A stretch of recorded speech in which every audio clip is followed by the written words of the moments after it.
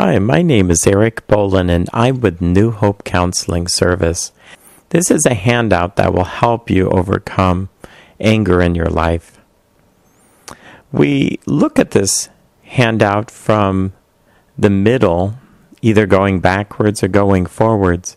And so in the middle, we may begin to feel a feeling of hurt, sadness, fear, anxiety, etc.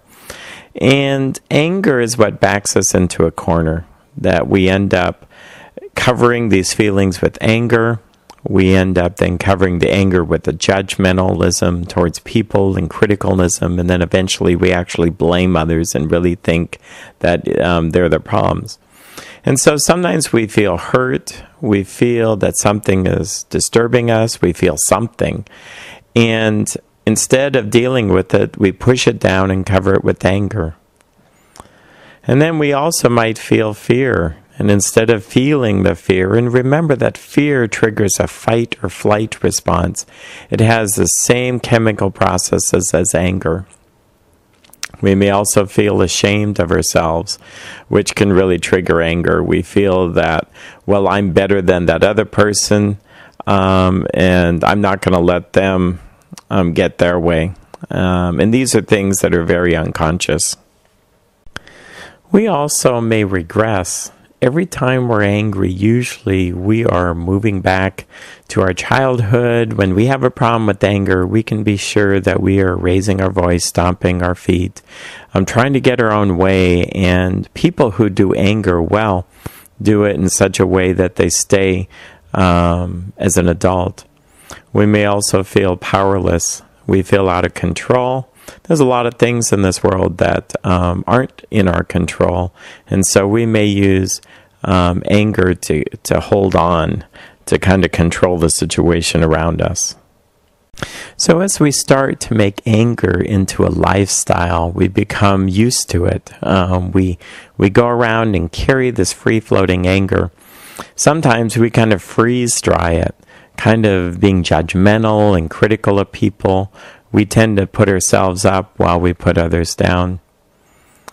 We also begin to blame others as though they are the real cause of our anger. And this is usually what causes us some real trouble in life, because we really think it's their fault, that's what's causing us this discomfort. We really don't see that it's really our own defects of character. And so we get backed into a corner. And anger really disconnects us from others, from God, ourselves. In fact, the primary feelings of hurt, sadness, and fear, and powerless and tired get so covered with anger and judgment and blame that we really aren't even aware of what's really going on. But primary emotions are those things that connect us with others. We actually begin to connect with ourselves. We begin to connect with those around us and actually with God. Others who feel what we feel, it's a lot easier to talk with them about anger. In primary emotions, we begin to connect with ourselves. When we ask ourselves, what am I really feeling, we'll begin to know that really I'm not so angry as I am hurt, or I'm not so angry as I am tired. Interestingly enough, if you have a concern and you show anger to someone, they kind of run for the hills, they disconnect. But if you share a primary emotion, they're more likely to hear you out because they know what it is to feel that way too. So the magic question is, what am I really feeling? That we need to ask ourselves, what is really going on? What's behind all this? And we also have to be aware that we are even angry, or aware of what it is that we're really feeling. And then we begin to slow down. And this is probably the hardest part to do, which is to slow ourselves down, to use something to stop us. Some programs use the word stop here, but I found slow down a little bit easier to do. And then after we've slowed down for a while, we can actually begin to pray. And, another thing on that slowing down, sometimes it's really good just to leave, just to step outside the house, step outside the situation, go walk around, because this is kind of momentary insanity that we get so stuck, we're not even thinking clearly. And afterwards, once we've calmed down, we think so clearly, we wonder how we could have been so angry.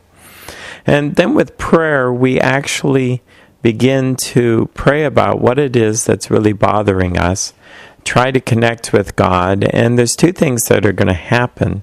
Either we're going to let it go, which is to just let God deal with it, to turn it over, and if you find that you really can't let it go, then pretty much you have to reconcile with the person you're angry with. And we recommend at least 30 minutes or longer before you go and try to make things right. On one hand, you got to judge whether they're still angry and whether it would inflame things more. But usually 30 minutes is a good rule.